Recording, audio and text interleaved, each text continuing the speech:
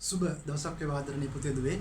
අදත් අපි සූදානම් වෙන්නේ SLEDU Academy YouTube නාලිකාව ඔස්සේ ඔයගොල්ලන්ගේ 10 ශ්‍රේණිය ව්‍යාපාර හා ගිණුම් කරන අධ්‍යයනය කියන විශේෂ ශාස්ත්‍රයේ පළවෙනි පාඩම වන ව්‍යාපාර පදනම කියන පාඩමට අදාළව එහෙම නැත්නම් විෂය ඒකකයට අදාළව අලුත් කරුණු කාරණා ටිකක් සාකච්ඡා කරන්න අපි මීට කලින් වීඩියෝ ඔස්සේ අපේ සෙෂන් 1 එක පැවැත්තුවා.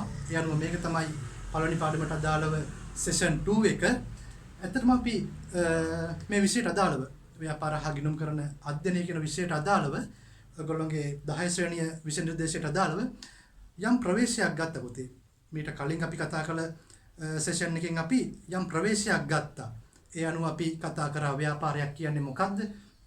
විශේෂයෙන්ම මේ ව්‍යාපාරයක් ආරම්භ වෙන්න මොකක්ද පදනම් වුනේ? ඒ අනුව අපි කතා කරා ව්‍යාපාරයක් ආරම්භ කරන්න ව්‍යාපාර කියන සංකල්පය මේ ලෝකෙ බිහි වෙන්න පදනම් වුනේ බාණ්ඩ හුවමාරුව එහෙම නැත්නම් බාටර් සිස්ටම් එක කියලා. එතකොට අපි බාටර් සිස්ටම් එක කියන්නේ කිසියම් මිනිසෙකුගේ දක්ෂතාවය සහ ඔහු සතු සම්පත් ප්‍රමාණය යොදාගෙන නිපදවිය හැකි භාණ්ඩය විශාල ප්‍රමාණයක් නිපදවා එය අනිත් අය සමග හුවමාරු කරගැනීමෙන් තමන්ගේ අවශ්‍යතා හා උවමනා ඉටු කරගැනීමේ ක්‍රියාවලිය කියලා අපි සාකච්ඡා කරා. ඒ වගේම පුතේ ඊට පස්සේ මේ භාණ්ඩ හුවමාරු ක්‍රමය කල්ලිකුත් වෙලා එහෙම නැත්නම් යල් පැනලා ගිහින් ව්‍යාපාර සංකල්පෙ බිහි වුණා කියලා අපි කතා බහ කළා. එතකොට ව්‍යාපාරයක් කියන්නේ මොකක්ද කියලා අපි නිර්වචනය කරගත්ත පුතේ. ව්‍යාපාරයක්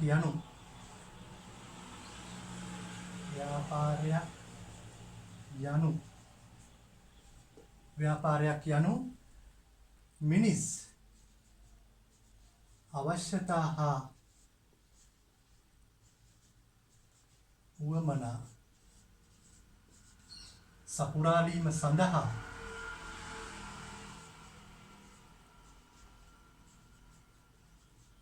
භාණ්ඩ හා සේවා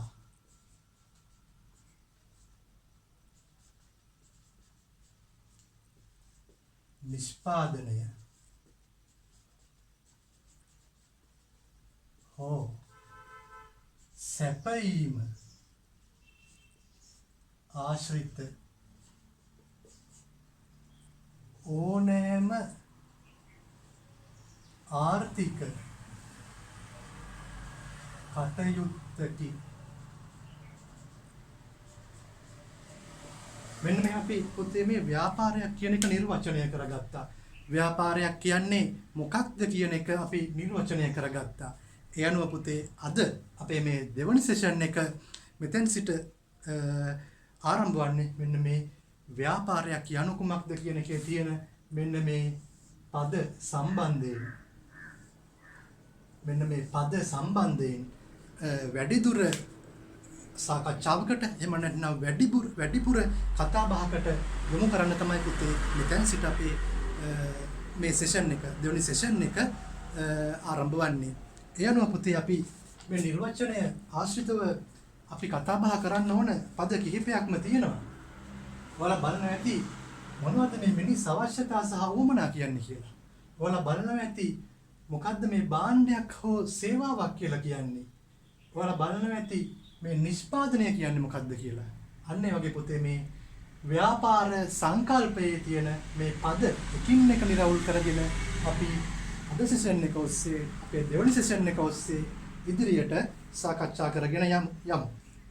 එනවා පුතේ අපිට මෙතෙන්දී අධ්‍යයනය කරන්න වෙනවා අවශ්‍යතා සහ උවමනා. අවශ්‍යතා සහ උවමනා කියලා වචන දෙකක් හඳුනා ගන්න පුළුවන්. අවශ්‍යතා කියන්නේ එක් වර්ගයක්, උවමනා කියන්නේ තවත් වර්ගයක්. එතෙන්දී අපි හඳුනා ගන්නවා මේ අවශ්‍යතා කියන්නේ මිනිසාගේ ජීවිතය පවත්වා ගැනීම උදෙසා අනිවාර්යයෙන්ම සපුරාගත යුතු දෑ විදියට අපි අවශ්‍යතා කියන දේ හඳුන්වනවා. අර්ථකථනය කරගන්නවා. එතෙන්දී පුතේ අපිට මූලික මිනිස් අවශ්‍යතා විදියට ප්‍රධාන කරුණු තුනක් ප්‍රධාන අවශ්‍යතා තුනක් හඳුනා ගන්න පුළුවන්. මොනවද? අවශ්‍යතා. 1. ආහාර. අපිට පොතේ ආහාර නැතුව ජීවත් වෙන්න පුළුවන්ද? බැහැ.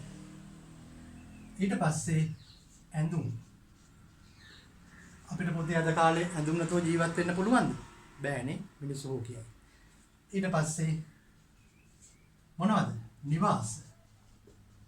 අපිට අද කාලේ නිවාස නැතුව මේ පාරේ තොටේ තන තන ජීවිතය අරන් යන්න පුළුවන්ද?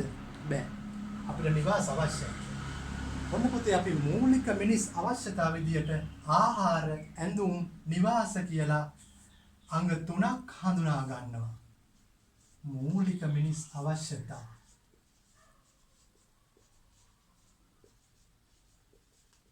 ඊට පස්සේ පුතේ මේ මූලික මිනිස් අවශ්‍යතා සපුරාගෙන මිනිස්සු තමන්ගේ ජීවිකාව අරගෙන යද්දී මේ සමාජ ක්‍රමය දිනෙන් දින දියුණු වුණා. අපි ගිය සතියේත් අපේ පළවෙනි සෙෂන් එකකිනුත් අපි කතා කරා මේ සමාජ ක්‍රමය, මේ ආර්ථික ක්‍රමය ස්ටෙප් බයි ස්ටෙප්, පියවරෙන් පියවර දියුණුනා කියලා. ඉතින්දි පුතේ මිනිස්සුන්ගේ අවශ්‍යතාත් එන්න වැඩි වුණා. මොනවද ඒ? අධ්‍යාපනය මෙන්න හතරවෙනි අවශ්‍යතාවය. අධ්‍යාපනය, සෞඛ්‍ය,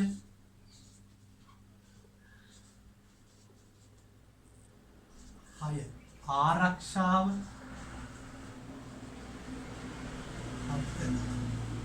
ප්‍රවාහය, 8 සංනිවේදනය. ඔන්න පුතේ මිනිස්සුන්ගේ අවශ්‍යතා දිනෙන් දින වර්ධනය වුණා. දිනෙන් දින වර්ධනය වුණා. අධ්‍යාපනය නැතුව අද ඔයාට මොනවද කරන්න පුළුවන්? මොකුත් නෑනේ පුතේ. අධ්‍යාපනය නැතුව අද අපිට මොකුත් කරගන්න බැරුව ගිහිල්ලා තියෙනවා. ඒ තත්ත්වයට අද සමාජය දිනුලා තියෙනවා. විභාග සමත් කරන්න ඕන වෙලා තියෙනවා අපිට ජීවත් වෙන්න නම්. දැනුම ලබා ගන්න ඕන වෙලා තියෙනවා අද අපිට ජීවිතය නිසි පරිදි පවත්වා ගන්න නම්. ඊට පස්සේ පුතේ සෞඛ්‍ය ප්‍රබල අවශ්‍යතාවයක් වෙලා අද කාලේ. මේ කොරෝනා වදුර එහෙම නැත්නම් COVID-19 තත්ත්වයත් එක්ක මේ සෞඛ්‍ය කියන දේ පිළිබඳව අද ලොකු එහෙම නැත්නම් දැඩි අවධානයක් යොමු වෙලා තියෙනවා. උපතේ සිටම විවිධ එන්නත් වර්ග අපේ ශරීරයට ඇතුළත් කරනවා. ලෙඩ රෝග වලින් බේරෙන්න. අන්න ඒ නිසාද සෞඛ්‍ය කියන දේ මිනිස් අවශ්‍යතාවයක් බවට පත් වෙලා තියෙනවා. ඊට පස්සේ පුතේ ආරක්ෂාව. අද බොහෝ ගෙවල් ඉස්සරහා CCTV කැමරා පවා හයි කරලා තියෙනවා. අන්න ඒ තත්ත්වයට අද සමාජය ඇවිල්ලා පුතේ ආරක්ෂාව කියන දේ. ගෙවල් ඉස්සරහා සිකියුරිටි නිලධාරීන් එහෙම නැත්නම් අපි කියනවා මේ මුරකරුවන් යොදාගෙන තමයි මිනිස්සු තමන්ගේ දේපල, තමන්ගේ ජීවිත ආරක්ෂා කරගන්න පෙළඹෙන්නේ. මෙන්න ආරක්ෂාවද ඊටමත් ප්‍රධාන අවශ්‍යතාවයක් බවට පත් වෙලා තියෙනවා මේ ආරක්ෂාව කියන දේ. ප්‍රවාහනය පුතේ අද කාලේ අඩි 10ක් යන්නත් රථ වාහනයක් ඕන වෙලා තියෙනවා. වාහනයක් ඕන වෙලා තියෙනවා. පයින් යන්න හරි අපහසුයි. ප්‍රවාහනය මූලික මේ මිනිස් අවශ්‍යතාවයක් බවට පත් වෙලා තියෙනවා. මේ අවශ්‍යතා ගොන්නට ආරක්ෂාව කියන දේ ඇතුල් වෙලා තියෙනවා අද. ඊට පස්සේ පුතේ sannivedana. sannivedana අද කාලේ sannivedana කියන්නේ අවශ්‍යතාවයක්. බොහෝ වෙලාවට පවුලේ අය ඉන්නේ දුර බැහැ. අම්මයි දරුවයි ගෙදර ඉන්නවා. තාත්තා බොහෝ වෙලාවට දුර බැහැර රැකියාවෙන් යුක්ත වෙනවා. එතකොට මේ පියා සහ නිවසේ දූ දරුවන් බිරිඳ අතර sannivedana කටයුතු සිද්ධ කරන්න. ඊට පස්සේ ව්‍යාපාර ශාස්ත්‍රය ගත්තාම විවිධ රටවල් අතර ව්‍යාපාර කටයුතු කරද්දී මේ sannivedana කියන දේ ප්‍රධාන අවශ්‍යතාවයක් බවට පත් වෙලා තියෙනවා අද කාලේ. ඒ නිසා පුතේ මේ සියල්ල අද අවශ්‍යතාව බවට පත් වෙලා තියෙනවා. ඊට අමතරව තව ප්‍රධාන එකක් තියෙනවා. තවත් එකක් තියෙනවා මම ඒක කියන්නම්. විනෝදය. අපි හැමෝම කැමති විනෝද වෙන්න. නටන්න, සින්දු කියන්න නේද පුතේ? විනෝද වෙන්න කැමති. අද විනෝදයට අවශ්‍යතාවයක් බවට පත් වෙලා. බලන්න අපේ අවශ්‍යතා ප්‍රමාණය කොතරම්නම් දිනෙන් දින වර්ධනය වෙලාද? ඔයගොල්ලෝ නිවාඩුවට යනවා කොහෙද? ලෙෂර් වර්ල්ඩ් යනවා. Leisure world. ඊට පස්සේ සමහර අය යනවා පිටරටත් යනවා. ඩිස්නිලන්තේ. මේවා මිනිසාට මේ විනෝදයේ සපයන ආයතන. විනෝදයේ සපයන ව්‍යාපාර leisure world දිස්විලන්තය මේ වගේ පුතේ මේ අවශ්‍යතා වැඩිවීමත් සමගම ඒවා සපුරන්න ඕන කරන ව්‍යාපාර ආයතන අලුතෙන්ම බිහි වෙලා තියෙනවා. ඒ නිසා පුතේ මෙන්න මේවා තමයි අද මිනිසුන්ගේ අවශ්‍යතා. ආහාර, ඇඳුම්, නිවාස, අධ්‍යාපනය, සෞඛ්‍ය, ආරක්ෂාව, ප්‍රවාහනය, sannivedanaය, විනෝදය. ඒ නිසා පුතේ මෙන්න මේ විදිහට අපිට මේ කරුණු කාරණා අධ්‍යයනය කරන්න පුළුවන්. අවශ්‍යතා මේ විදිහට අපි හඳුනාගත්තන් පස්සේ අපිට මේවයි දකින්න ලැබෙනවා පුතේ විශේෂ ලක්ෂණ ටිකක්. අවශ්‍යතාවල ලක්ෂණ. මේ ටික මකනවා. මේ අවශ්‍යතාවල ලක්ෂණ අපි මේවට මේ අවශ්‍යතාවලට ලං වෙලා බැලුවහම අවශ්‍යතාව ළඟට පොඩි අන්වීක්ෂයක් එහෙම නැත්නම් කාචයක් තියලා බැලුවම මේ අවශ්‍යතාව කියන එකේ ලක්ෂණ ටිකක් හඳුනා ගන්න පුළුවන්. අවශ්‍යතාවල ලක්ෂණ. මොනවද අවශ්‍යතාවල ලක්ෂණ? මේ අවශ්‍යතා පුතේ අත්‍යවශ්‍යයි. එක අත්‍යවශ්‍ය වීම.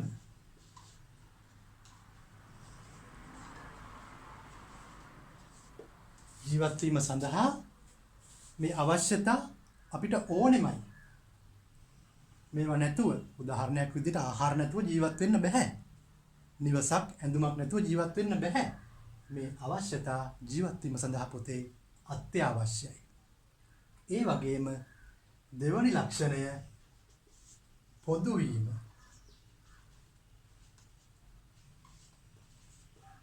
අවශ්‍යතා පොදුයි. අවශ්‍යතා මටත් තියෙනවා, ඔයාටත් තියෙනවා, ඔයාගේ අම්මට තාත්තටත් තියෙනවා, වටේ ඉන්න යාළු මිත්‍රයින්ටත් තියෙනවා, ගුරුවරුන්ටත් තියෙනවා. මේ හැමෝටම මේ අවශ්‍යතා තියෙනවා. අවශ්‍යතා පොදුයි. ඒ කියන්නේ ආහාර කියන අවශ්‍යතාවය පුතේ මටත් තියෙනවා, ඔයාටත් තියෙනවා. නිවාස කියන අවශ්‍යතාවය මටත් තියෙනවා, ඔයාටත් තියෙනවා. අනිත් අයටත් තියෙනවා. අන්න අවශ්‍යතා පොදුයි. ඊට පස්සේ මොකද්ද? අවශ්‍යතා නිර්මාණය කරන්න බෑ. 3 නිර්මාණය කළ නොහැක.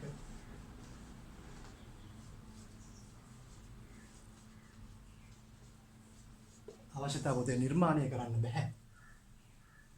අවශ්‍යතාවයේ ආහාර ගන්න මූලික වෙන්නේ මොකද්ද මේ? බඩගින්න කියන එකනේ. ආහාර. එහෙම නැත්නම් බඩගින්න. මේ බඩගින්න කියන එක ඔයාට හදන්න පුළුවන්ද? බඩගින්න කියන දේ නිර්මාණය කරපු කිසියම් සත්වයෙක් ගැන ඔයා අහලා තියෙනවද මේ ලෝකේ? කිසියම් මිනිසෙක් ඉන්නා කොයි හරි ඔහුට මේ බඩගින්න හදන්න පුළුවන්. මට පුළුවන් ඔයාට බඩගින්න හදන්න. එහෙම බෑනේ. ඒ නිසා පුතේ මේ අවශ්‍යතා නිර්මාණය කරන්න බෑ. අවශ්‍යතා නිර්මාණය කරන්න බෑ. ඒ වගේම පුතේ අවශ්‍යතා සීමිතයි. 4 සීමිත වේ.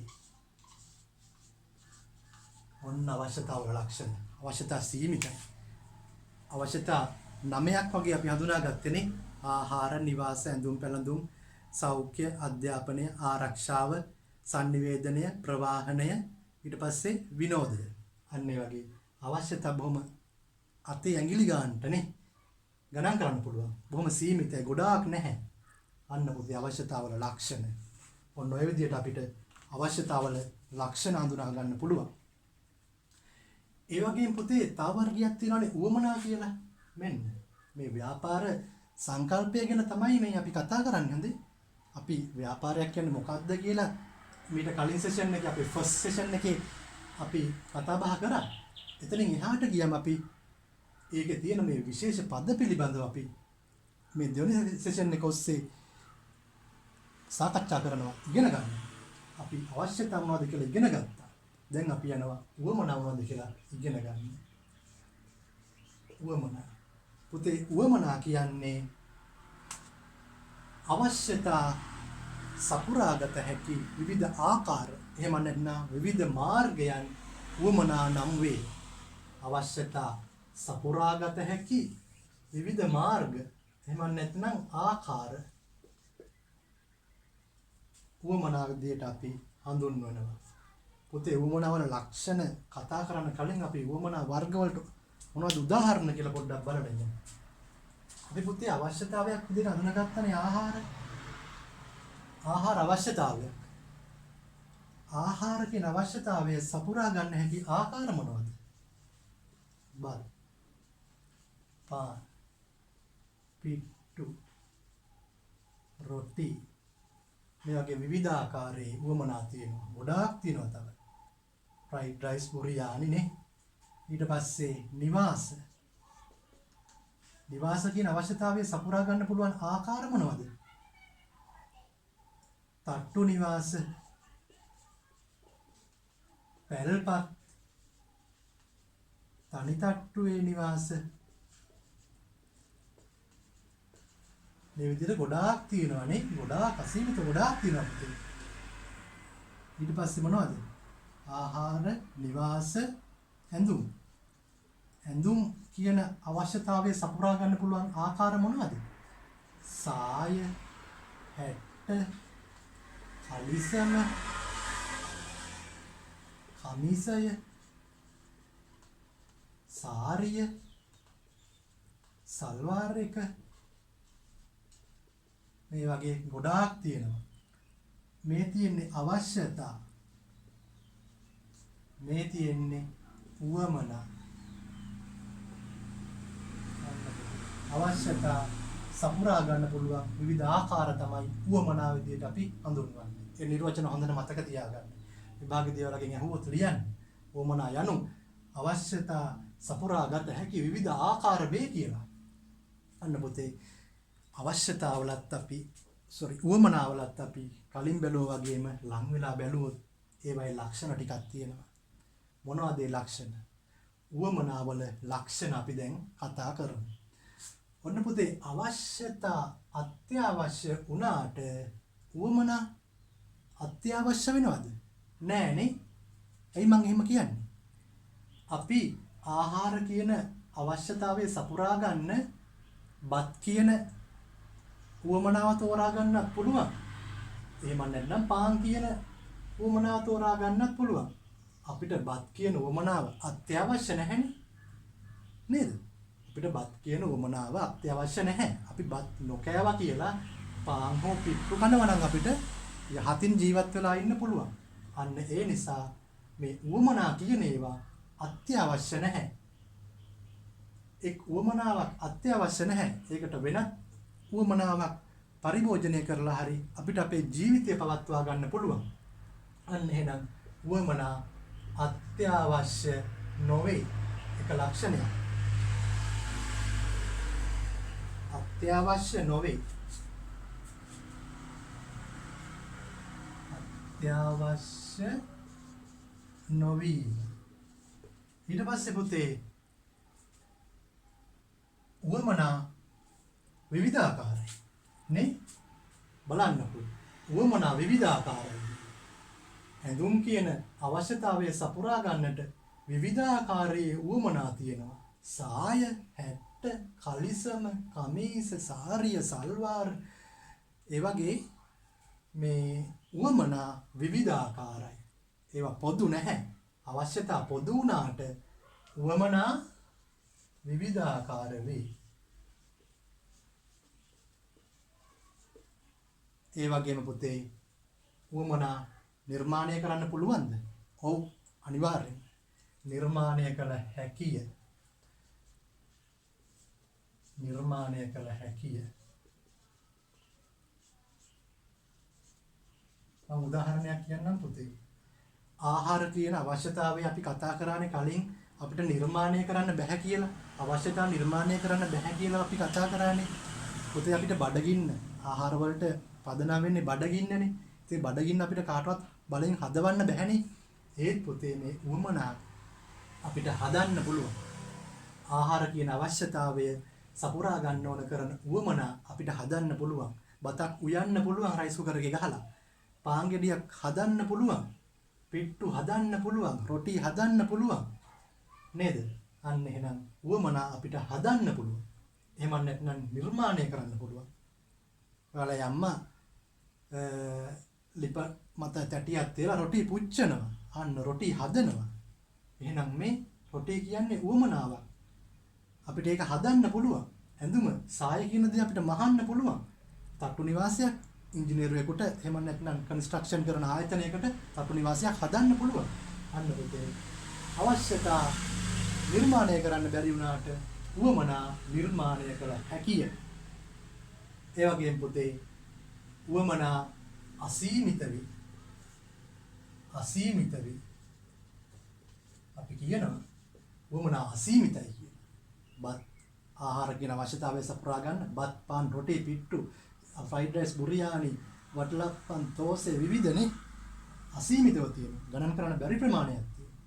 අවශ්‍යතා අතේ ඇඟිලි ප්‍රමාණයට ගණන් කරන්න පුළුවන් ප්‍රමාණයට තිබුණට උවමනා ගණන් කරන්න බැරි ප්‍රමාණයක් තියෙනවා. ඇඳමුත් එහෙමයි. ගණන් කරන්න බැරි ප්‍රමාණයක් මේ ලෝකෙ ඇඳුම් තියෙනවා.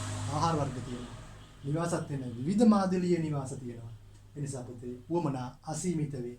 ඒ වගේම උවමනා සංකීර්ණ වේ. ඔන්න පුතේ උවමනා සංකීර්ණයි. සංකීර්ණ වේ. උවමනා අසීමිත නිසාම ඒවා ඉටු කරගන්න ගියාම අපිට තෝරා ගැනීමක් කරන්න වෙනවා. මම බත් කනවද, පාන් කනවද, පිට්ටු කනවද, රොටි කනවද කියලා. එහෙම නැත්නම් මං තට්ටු නිවාසයක ඉන්නවද, තනි තට්ටු නිවාසයක ඉන්නවද, පැල්පතකවත් පදිංචි වෙනවද?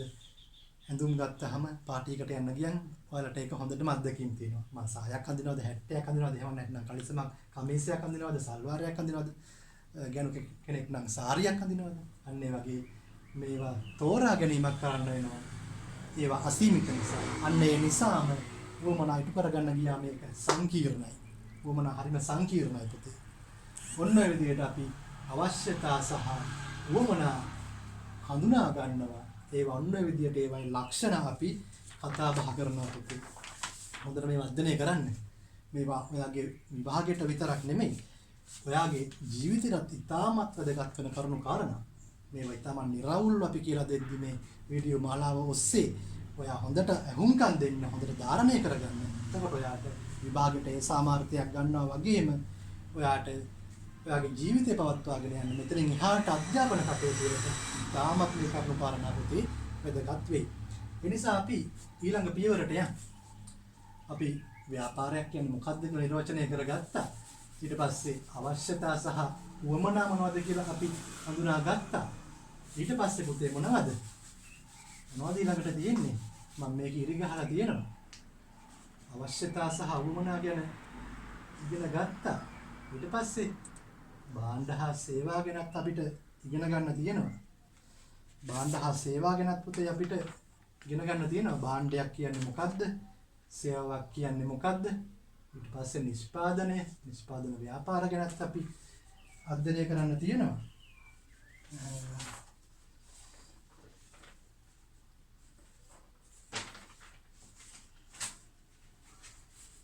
මේ ටික මම මකනවා ඊළඟ පියවරට යන්න ඕන නිසා. නිෂ්පාදනය.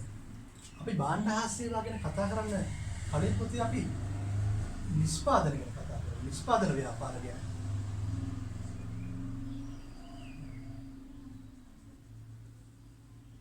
නිෂ්පාදන ව්‍යාපාර ගැන. දැන් නිෂ්පාදන ව්‍යාපාරයක් කියන්නේ මොකක්ද? නිෂ්පාදන ව්‍යාපාර අපි මේ මොන ආකාරයකටද වර්ගීකරණය කරන්නේ? අන්න ඒ වගේ ප්‍රශ්න ටිකක් අපි මෙතෙන්දී විසඳා ගන්න ඕන. නිෂ්පාදන ව්‍යාපාරය. නිෂ්පාදන ව්‍යාපාරයක් කියන්නේ පුතේ භාණ්ඩයක් හෝ සේවාවක් වෙළඳපොළට එහෙම නැත්නම් පාරිභෝගිකයාට නිෂ්පාදනය කරන භාණ්ඩයක් හෝ සේවාවක් බිහි කරන ව්‍යාපාර තමයි නිෂ්පාදන ව්‍යාපාර කියන්නේ. එතකොට අපිට මේ නිෂ්පාදන ව්‍යාපාර පුතේ ප්‍රධාන කොටස් දෙකකට බෙදා වෙන් කරලා අපිට හඳුනා ගන්න පුළුවන්. නිෂ්පාදන ව්‍යාපාර. ඔන්න පුතේ නිෂ්පාදන ව්‍යාපාර.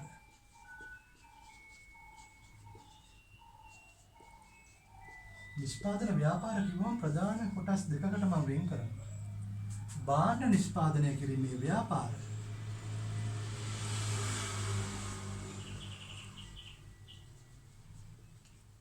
භාණ්ඩ නිෂ්පාදනය කිරීමේ ව්‍යාපාර. ඊට පස්සේ සේවා සැපයීමේ ව්‍යාපාර. ඔන්න පුතේ දැන් නිෂ්පාදනය කියන එක අපි කතා කරන්න යන්නේ. නිෂ්පාදනය කියන එක කතා කරද්දී නිෂ්පාදන ව්‍යාපාර ප්‍රධාන කොටස් දෙකකට අපි වර්ගීකරණය කරනවා. භාණ්ඩ නිෂ්පාදනය කරන ව්‍යාපාර, සේවා සැපයීමේ ව්‍යාපාර. ඔන්න පුතේ එතකොට අර වචන දෙක අපිට හමු වෙනවා. භාණ්ඩ ඊට පස්සේ සේවා. ඔන්න පුතේ භාණ්ඩ හා සේවා. භාණ්ඩයක් කියන්නේ මොකද්ද? සේවාවක් කියන්නේ මොකද්ද කියන අපි මුලින් අධ්‍යයනය කරනවා. භාණ්ඩ නිෂ්පාදනය කිරීමේ ව්‍යාපාර හා සේවා සැපීමේ ව්‍යාපාර අධ්‍යයනය කරන්න කලින් භාණ්ඩයක් කියන්නේ මොකද්ද? සේවාවක් කියන්නේ මොකද්ද කියලා අපි හඳුනාගෙන ඉමු. පුතේ භාණ්ඩයක් කියන්නේ මිනිස් අවශ්‍යතා සහ උවමනා තෘප්තිමත් කිරීම සඳහා ව්‍යාපාරයක් විසින් සපයනු ලබන ස්පර්ශ කළ හැකි ඒ වගේම භෞතික පැවැත්මක් ඇති දෑ අපි භාණ්ඩ විදියට හඳුන්වනවා.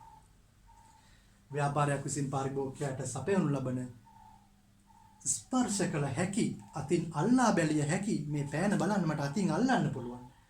ස්පර්ශ කළ හැකි ඒ වගේම භෞතික පැවැත්මක් ඇති කියන්නේ ඇහැට පේන. මේ පෑන මට ඇහැට පේනවා. අන්න පුතේ අපි ඒ වගේ දේවල් භාණ්ඩ විදියට හඳුන්වනවා. එතකොට පුතේ භාණ්ඩ නිෂ්පාදන කිරීමේ ව්‍යාපාර කියලා කියන්නේ මිනිස් අවශ්‍යතා සහ උවමනා තෘප්තිමත් කිරීම උදෙසා ස්පර්ශ කළ හැකි ඒ වගේම භෞතික පැවැත්මක් ඇති භාණ්ඩ සපයනු ලබන ආයතන වේ.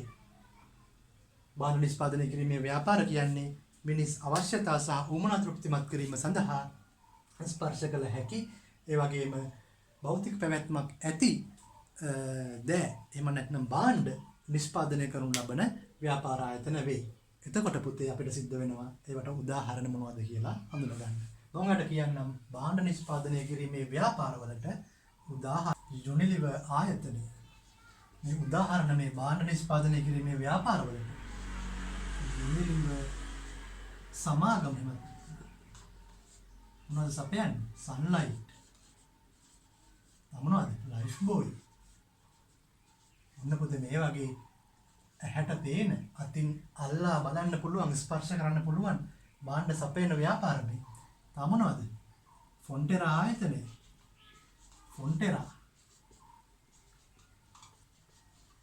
ෆොන්ටෙරා ආයතනය මොනවද සපයන්නේ? ඇන්කර් කිරිපිටි.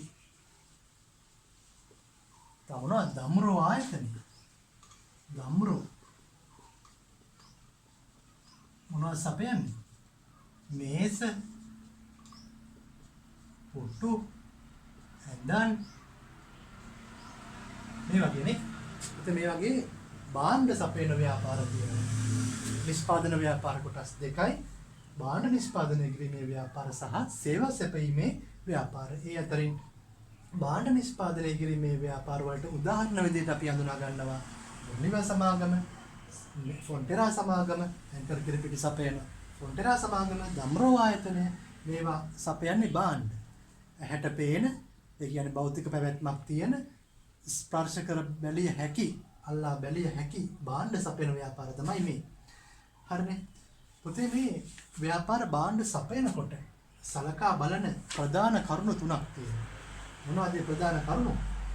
මේ භාණ්ඩ සැපීමේ ව්‍යාපාර ඔවුන්ගේ නිෂ්පාදන වෙළඳපොළට සපයද්දී ප්‍රධාන කරුණු තුනක් සලකා බලනවා.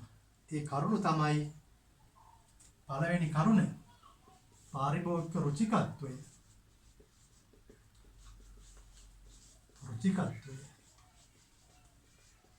අන්න පුතේ පාරිභෝගික රුචිකත්වය ගැන සලකා බලනවා. ඊට පස්සේ ආදායම්, පාරිභෝගික ආදායම් මට්ටම. ඊට පස්සේ සමාජීය තත්ත්වය.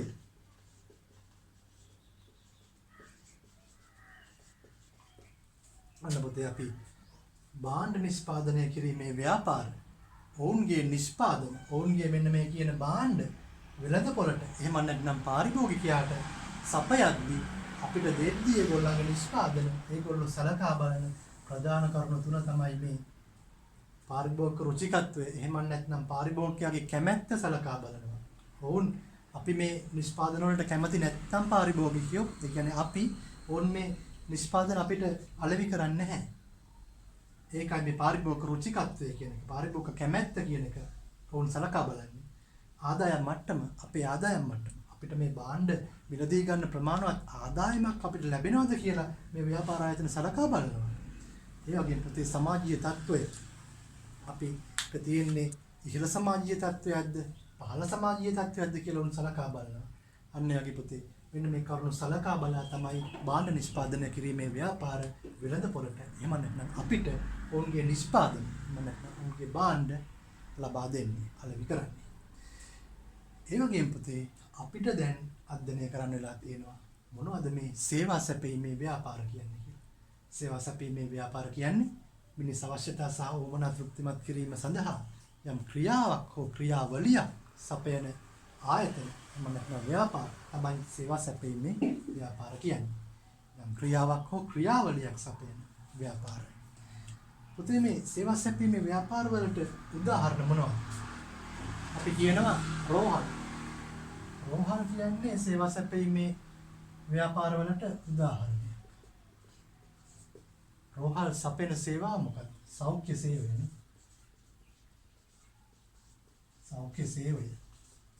සෞඛ්‍ය සේවය කියන්නේ සේවය, ක්‍රියාවක් හෝ ක්‍රියාවලියක් නේ. සපයන්නේ වුණ අපිට. සෞඛ්‍ය සේවය කෙනෙක් ගත්තා වෛද්‍යවරයා විසින් රෝගියාගේ රෝග තත්ත්වයන් පරීක්ෂා කිරීම, බෙහෙත් ලබා දීම, ඊට පස්සේ එන්නත් එහෙම නැත්නම් ඉන්ජෙක්ෂන් ලබා දීම, තුවාලවලට ප්ලාස්ටර් ගහනවා, එහෙම නැත්නම් බෙහෙත් දානවා, ප්‍රතිකාර කරනවා. අන්න ඒ වගේ මේ ක්‍රියාකාරකම් කිහිපයක එකතුවක් මේ සෞඛ්‍ය සේවය කියන්නේ. ඒ අනුව රෝහල් කියන ආයතනයේ සේවා සැපීමේ ආයතනයේ සපයන්නේ අපිට සෞඛ්‍ය සේවය. පාසල අධ්‍යාපන සේවය. එහෙම නැත්නම් ගුරු සේවය.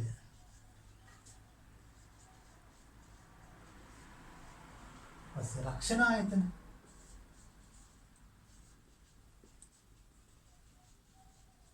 විවිධ ආයතන තියෙනවා. ශ්‍රී ලංකා රක්ෂණ සංස්ථාව,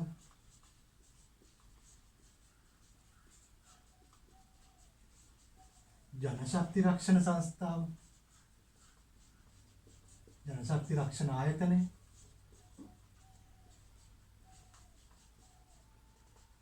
මේ වගේ වයින් සපයන්නේ පුතේ රක්ෂණ සේවය. අන්න බලන්න. අපි නිෂ්පාදන ව්‍යාපාර කියන්නේ මොනවද කියලා හඳුනාගත්තා. මිනිස් අවශ්‍යතා සහ උවමනා සපුරාලීමට භාණ්ඩ හෝ සේවා නිෂ්පාදනය කිරීම, එහෙම නැත්නම් සැපීමේ ව්‍යාපාර තමයි නිෂ්පාදන ව්‍යාපාර කියන්නේ. ඒ අනුව නිෂ්පාදන ව්‍යාපාර කොටස් දෙකයි. භාණ්ඩ නිෂ්පාදනය කිරීමේ ව්‍යාපාර, සේවා සැපීමේ ව්‍යාපාර. ඒ අනුව පුතේ මේ විදිහට භාණ්ඩ නිෂ්පාදනය කිරීමේ ව්‍යාපාර වලට උදාහරණ අපි හඳුනාගත්තා. භාණ්ඩ නිෂ්පාදනය කිරීමේ ව්‍යාපාර වෙළඳපොළට ඔවුන්ගේ නිෂ්පාදන සපයද්දී සලකා බලන සාධක තුනක් ගැන කතා කරා. පාරිභෝගික රුචිකත්වය, ආදායම් මට්ටම, සමාජීය තත්ත්වය, ඒ වගේම සේවා සැපීමේ ව්‍යාපාර ගැනත් කතා කරා. සේවා සැපීමේ ව්‍යාපාර වලට නිදසුන් මොනවද? රෝහල්, පාසල්, රක්ෂණ ආයතන. ඒ වගේ අපි සේවා සැපීමේ ව්‍යාපාර වලට උදාහරණ ඔය විදිහට කතා බහ කරා. ඒ අනුව පුතේ මේ නිෂ්පාදන ව්‍යාපාර වලින් ඔවුන්ගේ ව්‍යාපාර කටයුතු කරගෙන යද්දී ඒ සඳහා යොදා ගන්න සම්පත් අපි නිෂ්පාදන සාධක විදියට අපි හඳුන්වනවා. භාණ්ඩ හෝ සේවා නිෂ්පාදනය කිරීම සඳහා යොදා ගනු ලබන සම්පත් තමයි නිෂ්පාදන සාධක විදියට හඳුනගන්නේ. මේ නිෂ්පාදන ව්‍යාපාරවලට ඔවුන්ගේ ව්‍යාපාර කටයුතු එහෙම නැත්නම් භාණ්ඩ නිෂ්පාදනය නිකන්ම කරන්න බෑනේ. ඒ නිෂ්පාදන කටයුතු සඳහා යොදා ගන්න යම් සම්පත් ටිකක් තියෙනවා. අපි ඒවා නිෂ්පාදන සාධක විදියට හඳුන්වනවා. අන්න පුතේ අපි ළඟට යන්නේ නිෂ්පාදන සාධක පිළිබඳව අධ්‍යයනය කරන්න. නිෂ්පාදන සාධක මොනවද පුතේ නිෂ්පාදන සාධක? නිෂ්පාදන සාධක ප්‍රධාන කොටස් 4කට බෙදෙනවා. නිෂ්පාදන සාධක.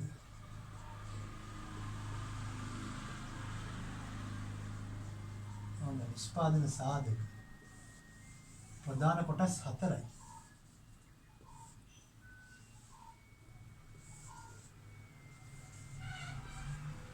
මොනවද?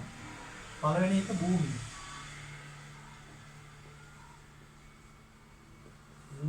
ආය ශ්‍රමය.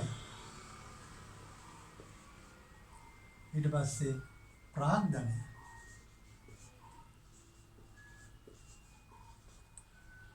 මේ දෙක එක භූමිය, දෙක ශ්‍රමය, තුන ප්‍රාග්ධනය, 4 ව්‍යවසාය.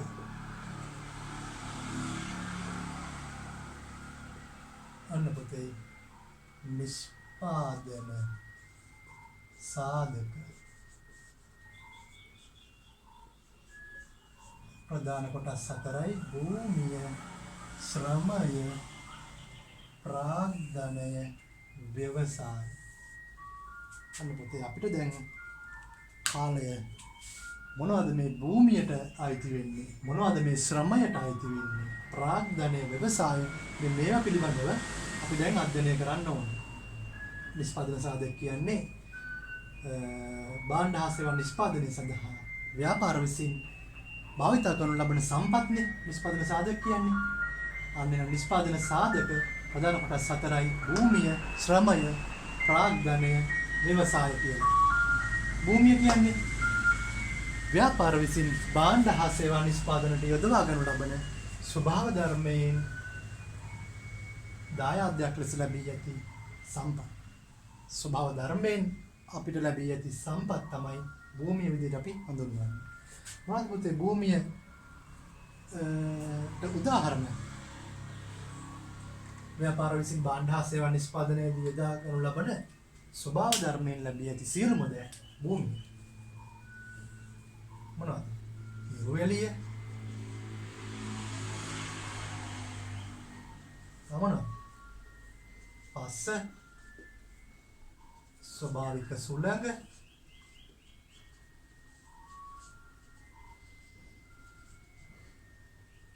ඒ වගේ මේ ස්වභාව ධර්මයෙන් ලැබී ඇති දේ. අවොන්නම් ජල සම්පත, ස්වභාවික ජලය, ඉරුවෙලිය, පස, ස්වභාවික සුළඟ, ජල සම්පත, මේවා තමයි මිනිසා විසින් මේ එහෙම නැත්නම් ව්‍යාපාර විසින් භාණ්ඩ හා සේවා නිෂ්පාදනයට යොදා ගනු ලබන ස්වභාව ධර්මයෙන් ලැබී ඇති දේ තමයි මේ භූමිය කියන නිෂ්පාදන සාධකයට අයත් වෙන්නේ. ඊට පස්සේ ශ්‍රමය. ව්‍යාපාර විසින් භාණ්ඩ හා සේවා නිෂ්පාදනයට යොදවා ගනු ලබන මිනිසාගේ මානසික හා කායික දායකත්වයේ පුතේ අපි ශ්‍රමය විදිහට හඳුන්වනවා. ඒ අනුව ශ්‍රමය කොටස් 2යි. මානසික ශ්‍රමය, කායික ශ්‍රමය. මොන පුතේ ශ්‍රමය කොටස් 2යි. එකක් මානසික ශ්‍රමය, දෙක කායික ශ්‍රමය.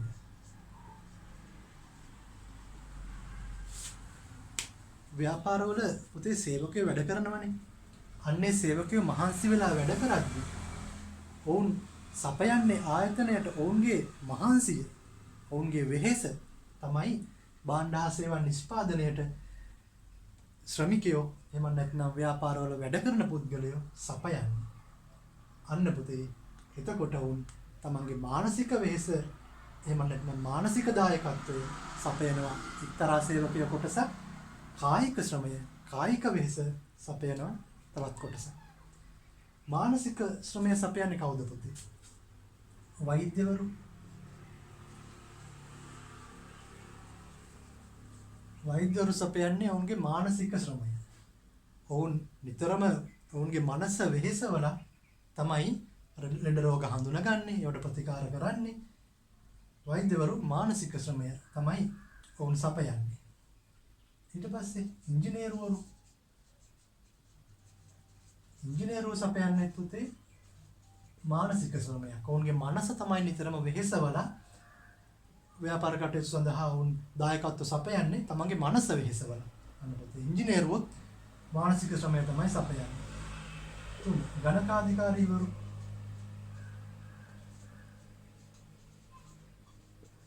ගිණුම් කරන විශේෂ ශාස්ත්‍රය ඔස්සේ බිහිවන්නේ පුතේ ගණකාධිකාරීවරු. ගණකාධිකාරීවරු මූල්‍ය ප්‍රකාශ සකස් කරනවා කියලා අපි කියනවා. ඉදිරියට අපි ඒක සාකච්ඡා කරනවා. ගණකාධිකරණය කියන කොටසදී පුතේ. අන්න ගණකාධිකාරීවරුත් ඔවුන්ගේ මනස නිතරම වෙහෙසවලා ඔවුන්ගේ වෙහෙස ඔවුන්ගේ ශ්‍රමය ව්‍යාපාර ආයතන වලට සපයනවා. තේරුණා නේද? ඒ වගේම පුතේ ඊට පස්සේ කායික ශ්‍රම. මානසික ශ්‍රමය එක්තරා සේවකයෝ කොටසක් සපයනවා. මානසික ශ්‍රමය අනිත් සේවකයෝ කායික ශ්‍රමය සපයනවා. කවුද පුතේ? මැෂින් ක්‍රියා කරවන්න. යන්ත්‍ර ක්‍රියා කරවන්න.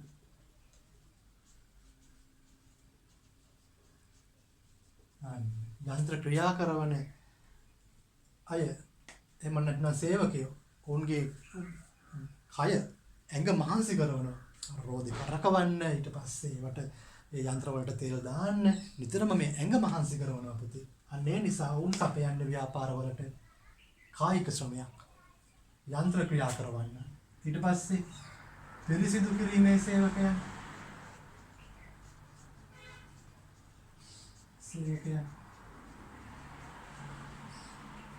ඔවුන් ඇඟ මහන්සි කරලා අතු ගන්නවා, මොක් කරනවා, දෝවිල පිස දානවා විවිධ මේ ගෘහ භාණ්ඩවල, කාර්යාල උපකරණවල ඒ පිරිසිදු කිරීම කටයුතු කරනවා. වොෂ්රූම් හොදනවා. අන්න එතකොට පුතේ පිරිසිදු කිරීමේ සේවකයෝ සපයන්නේ කායික ශ්‍රමයක් ඔවුන්ගේ ඇඟ මහන්සි කරලා. තව කවුද? ඒ වගේ නඩත්තු සේවකයෝ නඩත්තු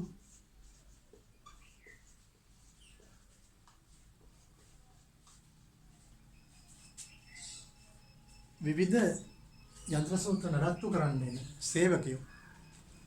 ඒ වගේම වාහන නඩත්තු කරන සේවකයෝ සපයන්නේ ඔවුන්ගේ ඇඟේ වෙහෙස.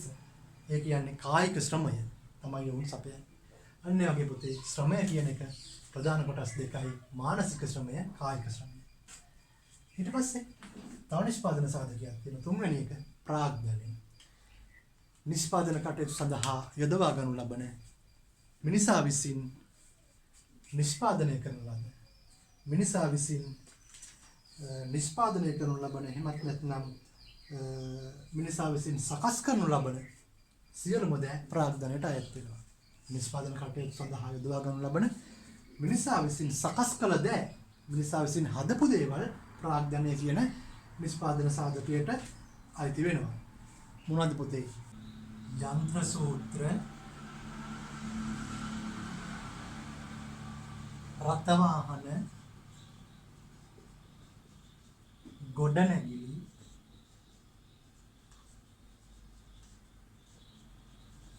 මුදල්. පුතේ මේ ඔක්කොම මිනිස්සු විසින් නිෂ්පාදනය කරපු දේවල්.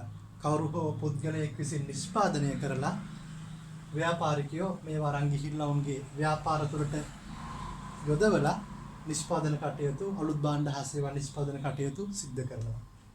යන්ත්‍ර සූත්‍ර කියන්නේ මිනිසා විසින් නිපද වූ දෙයක්. රථ වාහන, ගොඩනැගිලි, මුදල් මේ හැමදේම පුතේ මිනිසා විසින් නිපද වූ දේවල්. ඒවා අයිති වෙන්නේ මේ ප්‍රාග්ධනය කියන නිෂ්පාදන සාධකයට. මේවා ව්‍යාපාර ඇතුලේ භාවිතා කරනවා නව භාණ්ඩ හා සේවා නිෂ්පාදනය කරලා මිනිස්සුන්ට සපයන්නනේ. ඕනතරම් මේ මිනිසා විසින් නිෂ්පාදනය කරපු මේ දේවල්, මේ ප්‍රාග්ධනය ව්‍යාපාර තුල භාවිතයට ගැනෙනවා පුතේ. ඊට පස්සේ ව්‍යවසාය. ව්‍යවසාය කියන්නේ මොකද්ද? පුතේ ව්‍යවසාය කියන්නේ අනෙකුත් නිෂ්පාදන සාධක, එනම් භූමිය, ශ්‍රමය, ප්‍රාග්ධනය යන නිෂ්පාදන සාධක යොදා ගනිමින් නව ව්‍යාපාර කටයුත්තක් එහෙම නැත්නම් නව නිෂ්පාදන ක්‍රියාවලියක් ආරම්භ කිරීම සහ එය පවත්වාගෙන යාම. ඉතින් මේ ව්‍යවසාය කියන එකෙන් අපි අර්ථවත් වෙන්නේ දැන් මේ නව නිෂ්පාදන ක්‍රියාවලියක් ආරම්භ කර එය සාර්ථකව පවත්වාගෙන යාමනේ. එහෙනම් මේ පවත්වාගෙන යන පුද්ගලයාට අපි කියනවා ව්‍යවසායකයා කියලා. ව්‍යවසාය කටයුතු සිදු කරන්නේ ව්‍යවසායකයා. ව්‍යවසායකයා. එහෙමත් නැත්නම් අයිතිකරුවා. ඔහු තමයි ව්‍යාපාරයේ අයිතිකරුවා. ව්‍යවසායකයා තමයි මේ භූමියේ ශ්‍රමය ප්‍රාග්ධනය කියන අනෙකුත් නිෂ්පාදන සාධක යොදා ගැනීමෙන් නව නිෂ්පාදන ක්‍රියාවලිය ආරම්භ කරලා ඒ නිෂ්පාදන ක්‍රියාවලිය පවත්වාගෙන යන්නේ ව්‍යවසායකත්වය කියන නිෂ්පාදන සාධකයේ යටතේ ව්‍යවසායකයා පුතේ. මේ ව්‍යවසායකයා නව නිෂ්පාදන ක්‍රියාවලිය ආරම්භ කරලා පවත්වාගෙන යනවා වගේම පුතේ නව්‍යතා සම්පාදනය කරන අලුත් දේවල් නව්‍යතා සම්පාදනය අලුත් භාණ්ඩ හා සේවා හඳුන්වා දෙන පාරිභෝගිකයින්ට ඒ වගේම පුතේ අවදානම් දරනවා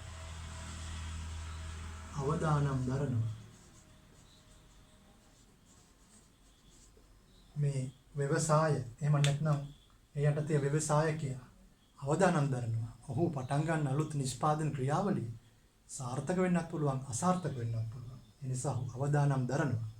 ඒ නිසා පුතේ නව්‍යතා සම්පාදනය කරමින් අවදානම් දරමින් තීරණ ගැනීමේ කටයුතු සිද්ධ කරන්නේ මේ ව්‍යවසායකයා. එහෙම නැත්නම් අයිතිකරුවා. ව්‍යාපාර සම්බන්ධයෙන් නිෂ්පාදන ව්‍යාපාර සම්බන්ධයෙන් තීරණ ගැනීමේ කටයුතු කරන්නේ ව්‍යවසායකයා. හොඳට පුතේ මතක තියාගන්න. අලුත් ව්‍යාපාර කටයුත්තක් ආරම්භ කරන්න වගේම ඒ සම්බන්ධයෙන් නව්‍යතා සම්පාදනය කරමින් අවදානම් දරමින් තීරණ ගැනීමේ කාර්යය බොහොම වැදගත්. මේ තීරණ ගැනීමේ කාර්ය සිදු කරන්නේ ව්‍යවසායකත්වයේ යටතේ ව්‍යවසායකයා කියන පුද්ගලයා. එහෙම නැත්නම් අයිතිකරුවා. ඉතින් පුතේ දුවේ මම හිතන්නේ අද අපි බොහෝ කරුණු ප්‍රමාණයක් සාකච්ඡා කළා අපේ සෙෂන් 2 වලට අදාළව. අපි සෙෂන් 1 එකෙන් හොඳ ආරම්භයක් ගත්තා. ඔයාලගේ 10 ශ්‍රේණිය ව්‍යාපාර හා ගිණුම් කරන අධ්‍යයන විෂයෙහි ව්‍යාපාර පසුබිම කියන පාඩම යටතේ හොඳ ආරම්භයක් ගත්තා. මම හිතන්නේ ඒක තව දුරටත් අපි අරගෙන යමින් දෙවනි සෙෂන් එක හරහා ගොඩක් වැදගත්. ඔයාලගේ විභාගය සමත් කරන්න වගේම ඉන්නේ හාට ජීවිතය සඳහා වැදගත් වන කරුණු කාරණා බොහෝ ප්‍රමාණයක් අද අපි මෙතනින් සාකච්ඡා කළා. ඊළඟ අපේ තුන්වෙනි සෙෂන් එකේ ඉතාමත් හොඳ වීඩියෝ තුලින් අපි හමු වෙමු. ඒත් ඔබට ආයුබෝවන්.